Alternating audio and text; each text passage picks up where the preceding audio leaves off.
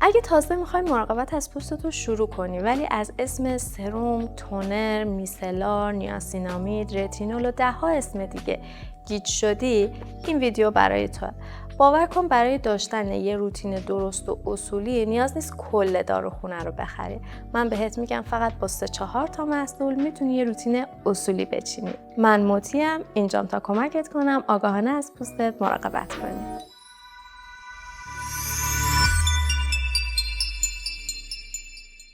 چرا داشتن یه روتین ساده بهتر از داشتن یه روتین شلوغ پلوغه؟ وقتی شما یه روتین ساده رو برای پوستتون انتخاب میکنین، بهتر میتونید مشکلات و نیازهای پوستتون رو شناسایی کنید و بر اساس اون یه سری محصولات رو از روتینتون حذف کنید و یه سری دیگر رو جایگزین کنید. اگر حساسیت داشته باشید به یه محصولی، متوجه میشید که از کدوم محصوله و اون رو حذفش میکنید. کمتر هزینه میکنید و در واقع تاثیر واقعی محصولات رو روی پوستتون میبینید و از همه مهمتر برای مداومت راحت تره، مخصوصا اگه تازه کارید.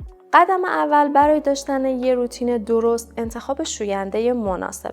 شوینده‌ای که بعد از استفاده از اون احساس خشکی روی پوستتون نکنین، آلودگی‌ها و چربی‌های پوستتون رو به خوبی پاک کنه. بهتره که نهایت روزی 2 مرتبه از شوینده استفاده کنید. شب‌ها قبل از خواب حتما پوستتون رو بشورین و پوست تمیز بخوابین.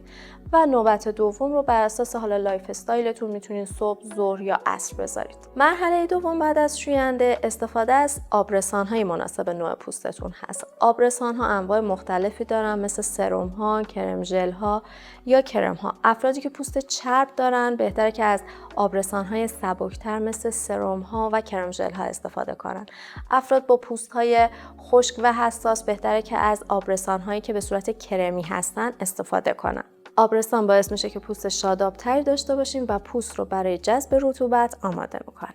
حتما حواستون باشه که آبرسان رو روی پوست نمدار یا پوستی که یه مقدار رطوبت داره استفاده کنید. اصلا آبرسان رو روی پوست خشک نزنید. مرحله بعد از آبرسان استفاده از مرطوب کننده هستش. خیلی‌ها میگن بعد از زدن آبرسان پوستمون خشک‌تر میشه. بله واقعا همینطوری. چون که آبرسان جاذب رطوبت هست و ما برای اینکه اون رطوبت رو بتونیم توی پوست قفل کنیم و نگهش داریم حتما بعد از آبرسان باید از مرطوب کننده استفاده کنیم که آبرسان رو توی پوست ما فیکس کنه و نذاره ما احساس خشکی کنیم روی پوستمون. افرادی که پوست چرب یا جوشدار دارن حتما حواسشون باشه که از مرطوب کننده های اویل فری استفاده کنن. در طول روز میتونید از مرطوب کننده ها هم استفاده کنین. شبها حتما قبل از خواب از آبرسان و مرطوب کننده استفاده کنین تا پوست فرصت ترمیم تا صبح رو داشته باشه. اگه تا اینجا از ویدیوی من خوشتون اومده، برای حمایت از کانال من حتما لایک کنید. مرحله آخر روتینمون میشه ضد آفتاب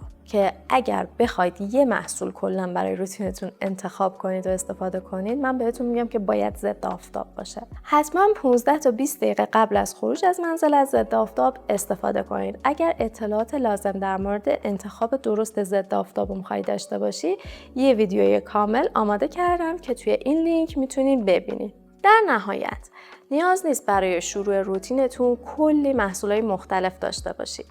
از محصولات ساده تر استفاده کنین، 3 تا 4 هفته مداومت داشته باشین تا پوستتون به یه حالت تعادلی برسه و بعد بر اساس نیازها و نگرانی‌های پوستتون میتونین یه سری اکتیو ها و محصولات دیگر رو به روتینتون اضافه کنین تا یه پوست سالم تر داشته باشین. اگه این ویدیو برات مفید بود حتما لایک و سابسکرایب کن چون کلی ویدیوهای آموزشی دیگه تو راهه.